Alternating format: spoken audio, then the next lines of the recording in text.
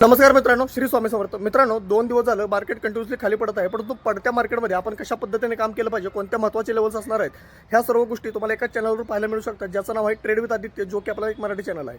तुम्हाला माहितच आहे, आपला प्रीमियम ग्रुप आहे. आपल्या प्रीमियम ग्रुपमध्ये आपण फक्त CP ह्या गोष्टी न देता त्याच्या व्यतिरिक्त काही एज्युकेशनल गोष्टीही तुम्हाला समजावून सांगण्याचा पूर्णपणे प्रयत्न करतो. त्याच्यामुळे एवढ्या छोट्या फीमध्ये एवढ्या सगळ्या गोष्टी तुम्हाला कुठल्याही प्रीमियम चॅनलला पाहायला मिळणार नाहीत. ज्यांना कोणाला आवश्यकता असेल, मला पर्सनल मेसेजही करू शकता. मित्रांनो, आता आपण पाहूया 16 फेब्रुवारीला निफ्टी कशा पद्धतीने काम करू शकते. मित्रांनो, जर तुम्ही पाहिलं तर आपल्याला शुक्रवारच्या दिवशी निफ्टीमध्ये 336 रुपयाचं करेक्शन होताना पाहायला मिळालेलं आहे. आता सोमवारी निफ्टी कशा पद्धतीने काम करू शकते थोडक्यात मी तुम्हाला सांगतो. निफ्टीला सध्याच्या घडीला स्ट्रॉंग रेजिस्टन्स झोनचं काम करताना पाहायला मिळणार आहे 25,500 ते 25,525 रुपयाच्या आसपास.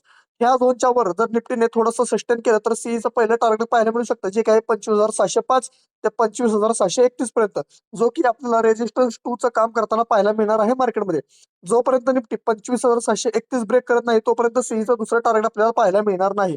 जर समजा सोमवारच्या दिवशी ह्या झोनमध्ये निफ्टी फ्लॅट ओपन झाली आणि निफ्टीने जर खालच्या साईडला 25,442 जर ब्रेक केला तर निफ्टीमध्ये आपल्याला खालचं पहिलं टार्गेट पाहायला मिळणार आहे, जे की आहे 25,367 रुपयाच्या आसपास.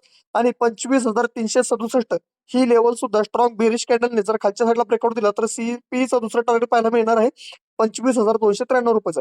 एक गोष्ट लक्षात ठेवा, 25,293च्या खाली जर निफ्टीने सस्टेन करायला चालू केलं तर जवळजवळ 150 पॉईंटचा डाऊनफॉल आपल्याला निफ्टीमध्ये अजून खाली पाहायला मिळू शकतो. त्यामुळे सांभाळून ट्रेड करणं गरजेचं आहे. मित्रांनो, एक गोष्ट लक्षात घ्या, आपली व्हिडिओ ही एक एज्युकेशन पर्पज व्हिडिओ आहे, त्यामुळे प्रत्येकाने आपल्या नॉलेजनुसार ही काम करणं गरजेचं आहे. मित्रांनो, आपली व्हिडिओ तुम्हाला आवडली असेल तर तुम्हाला माहितच आहे, आपल्या व्हिडिओला जास्तीत जास्त शेअर करायला विसरू नका, तसेच लाईकही करायला विसरू नका, की जेणेकरून आपल्यासारखा फायदाही आपल्या मित्रांना होऊ शकतो. आणि एक मराठी व्यक्ती म्हणून मी तुम्हाला काही 4 गोष्टी सांगण्याचा प्रयत्न करत असतो, की जेणेकरून तुमचा काहीतरी फायदा झाला पाहिजे. त्यामुळे आपल्या व्हिडिओला आणि आपल्या चॅनलला फॉलो आणि लाईक करायला विसरू नका. भेटूया आपण पुढच्या भागामध्ये. धन्यवाद.